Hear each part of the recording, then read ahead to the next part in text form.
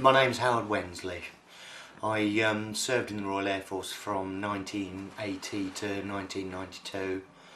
I've done various jobs since, but I'm currently not working, but looking for work. My name's Steve Horvath, commonly referred to as Taffy, the Mad Welshman, as the family call me. Pretty much what I was doing was I was living my life the best way that I thought I could when I left the army. I drifted from job to job, couldn't find very much. Sean Tierney. I'm an ex-regular soldier, NCO, in the British Army, and since then I've served with various PMCs, private military companies, as bodyguards, bullet catchers as they call them. I was fine. I was a happy-go-lucky teenager, really. I joined the Air Force at the age of 17. It was something that I'd always wanted to do. Because I'm an ex-Royal Army Medical Corps medic, I was working in Northern Ireland in 1982, and I was stationed with the Cheshire Regiment in Ballykelly. And one Thursday evening, a pile of us went over to the pub, as per normal, and some kind person decided to blow the pub up. With my unit and the things that we were asked to do on behalf of Her Majesty's government in places like Northern Ireland, didn't bother me at the time, because the people who, if you like, suffered at my hands and the hands of my colleagues were deserving of the treatment that they got, because we were told that they were. And that night, the 6th of December 1982, we lost 8 members of the Cheshire Regiment. I was posted to bomb disposal in 1982 after working on a specialist modification team, working on cluster bombs. I was on the tank deck of the Sir Galahad when it got bombed in the Falklands. And as he moved away to knock the stake in, the bomblet went off. It killed him. In hindsight, all these various events had a sort of subconscious cumulative effect.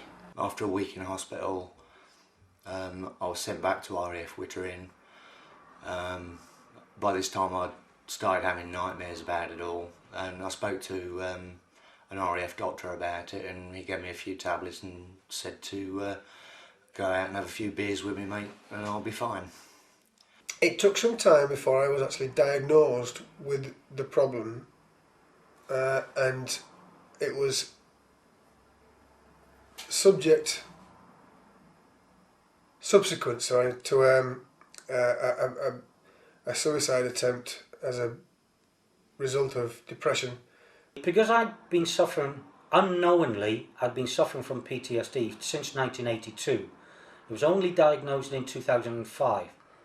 And when I could no longer work out this inner anger because of my disablement, then these things built up to the point that I realised I needed help. Well, to begin with, there was the nightmares, and then after a few months the flashbacks began, and to counteract the flashbacks, I was still single at the time. I started drinking heavier and heavier as time went on.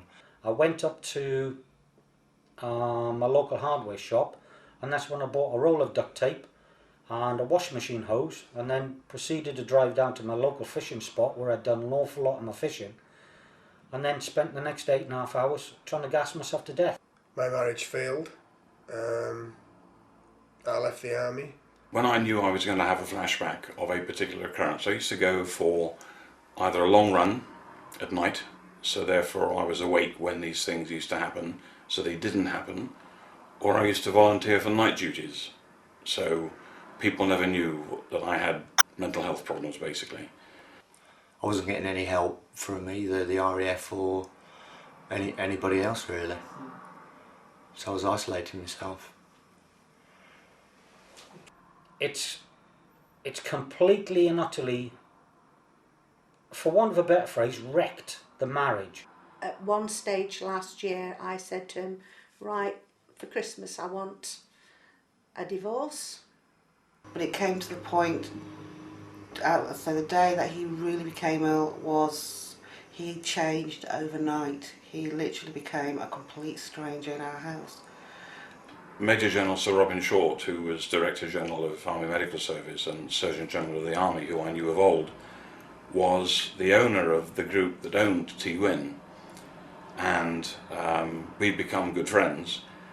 And about 6 months ago he rang me up, said, "Sean, I'd like you to come across and meet this chap called David Walters, because he has got a technique that helps you release all these inner demons that I'm endorsing, and I'd like you to be one of the guinea pigs that undergoes this technique." And within 12 hours of him being in Stoke, in his voice he was more relaxed.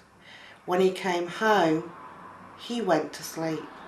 He slept a whole night. It was very easy for me, and all I did was just follow the steps. I've got a toolbox in here that has an awful lot of tools in it that I've learned from Dave and from the course that enable me to deal with situations that I've never ever been able to deal with before. And I totally gave myself over to David Walters, and a 5-hour session, I didn't realise it had gone on as long as that. He teased from me so many things that I had subconsciously hidden, which were having this effect, which caused my diagnosed complex PTSD. So the swing for me was big, it was quick, it was, by the time I got home, a lot of those demons were put to bed, and they're there now. You know, I don't have them anymore. Oh, it's like a big weight has been lifted off my shoulders. He's more independent now, whereas before he relied on me totally. Oh, I can't put it in percentage points, but a totally different person, a totally better person. And it's the first time in 25 years that I've actually found something that is working. And the one phrase I always use is, I don't know how the process works, I don't know how the program works, but at the end of the day, I don't care. It is working. So this self-tapping technique, this emotional freedom technique that David espouses, and I've only had one session, I haven't done the complete course, has made such a tremendous difference to my life that I'll be eternally grateful to him. They do not take a lot of time to master. It's just a case of practicing and practicing, and then fine-tuning the techniques. It is just an absolutely astounding technique. It's so simple but so hugely effective. So effective, in fact, that I've actually asked my doctor to take me off some of my medication. Military PTSD, no one is going to understand unless they've actually been in the situation. My advice would be keep an open mind to this technique.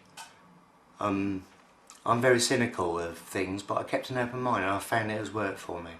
And, you know, obviously it's personal between David and his client. And you cannot help but benefit from it. Don't suffer alone. David's got this new therapy that really works. You want to get out there, get in touch, and I know he will be able to help you as he has helped us. I'm moving in the direction of getting back to being a married man. My God. Sounds nice. I'm beginning to recognise who I used to be, and allowing that person the freedom to express himself